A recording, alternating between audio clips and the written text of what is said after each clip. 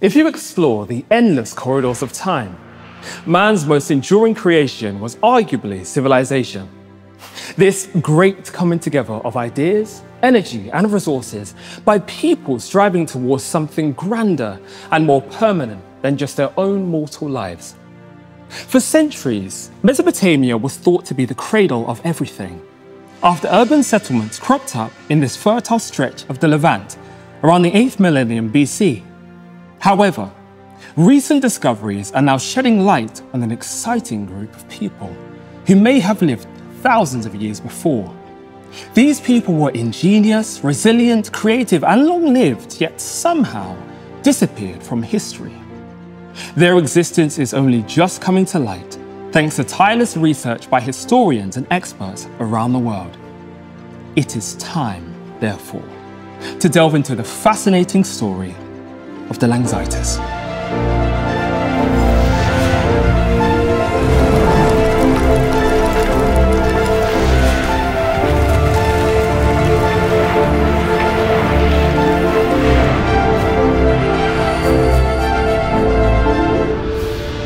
Our journey begins in 2010, when, during the construction of the Trans-Lorraine motorway in Switzerland, road workers came across something quite exceptional. It was an ancient artifact that looked unlike anything else ever to have been discovered. It was taken here, to the University of Aarberg, one of the world's finest ancient archaeology centres, where teams of workers, led by the Professor Hannah Seidenhahn, had spent the last 10 years analysing this unique object. When carbon dating came back from the lab, we couldn't believe it. 10,000 years old. There had to be a mistake. Only there wasn't.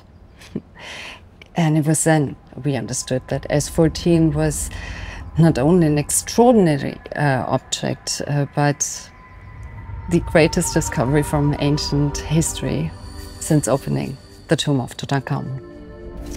Further searches around the site didn't show much more, other than there had been a large construction in the past.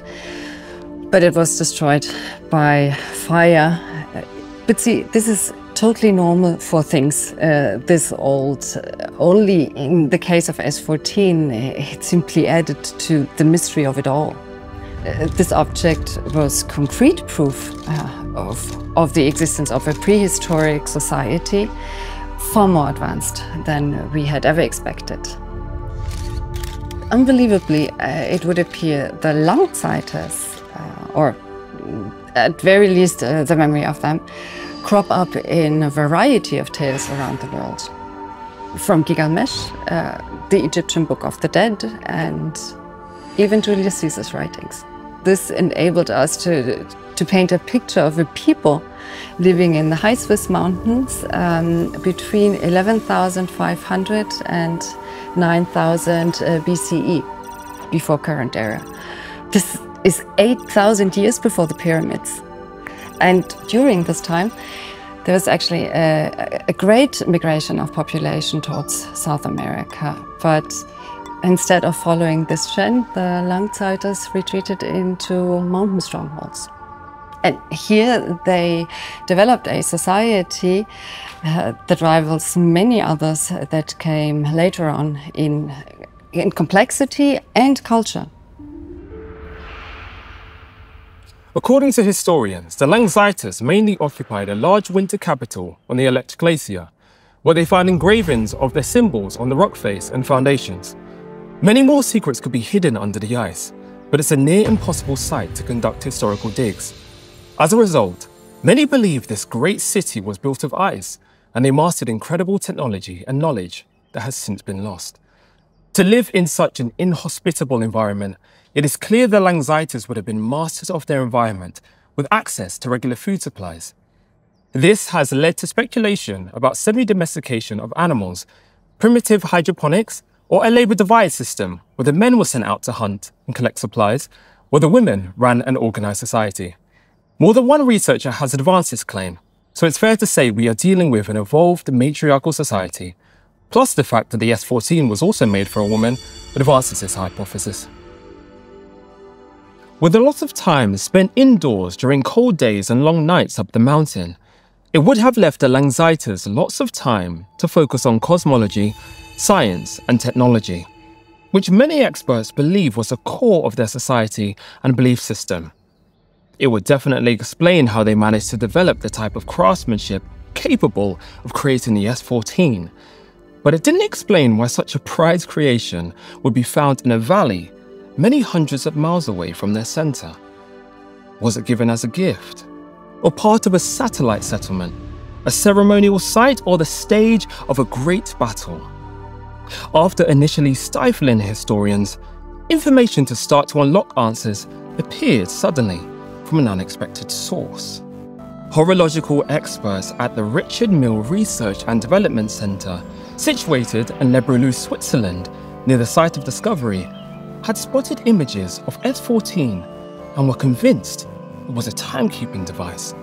So the company reached out to the university and offered its assistance. It's quite clear that watchmaking began in the Jura much further back than we imagine, and this here is the first ever society to accurately measure the passage of time. When the pictures of S14 were first released by the local press, they caught our attention. Something about this fascinating object just spoke to us. It was a strange, mystical attraction, as if the people who made it shared similar sensitivities and consideration to us, almost like kindred spirits. We deduced the object had to be connected with time and its measurement. And once we got a closer look, we found many other elements that also pointed toward this hypothesis. Yet, it doesn't seem to be the same time as we refer to today. There are crucial parts missing. Sadly, no mechanism or anything similar to help us understand it.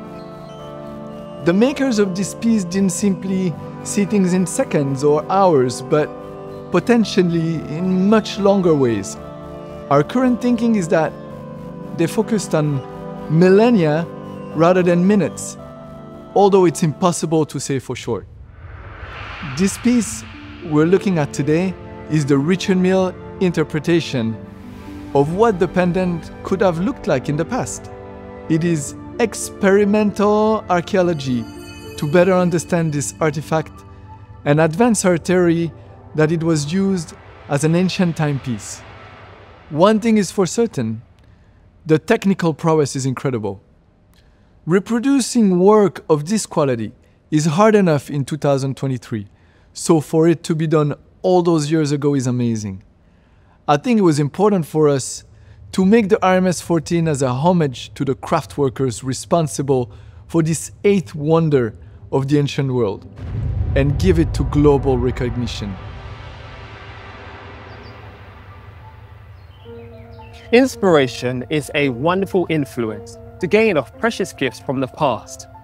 And it is undoubtedly clear the S14 has revolutionized what we thought we knew about humankind, our place in the world, and history as a whole. Thanks to the tireless work of experts, we are constantly learning more about this object and the people who build it. Even though we are only right at the beginning of this journey, it will be exciting to see where else it may lead. While waiting to find out more, let's hope S14 manages to inspire a wider audience than simply historians and watchmakers. It's a valuable exercise to sometimes rethink our own approach to space and time. It could have significant global impact. Just imagine what decisions our rulers would make if they set their sights on the next 10,000 years rather than simply the next elections.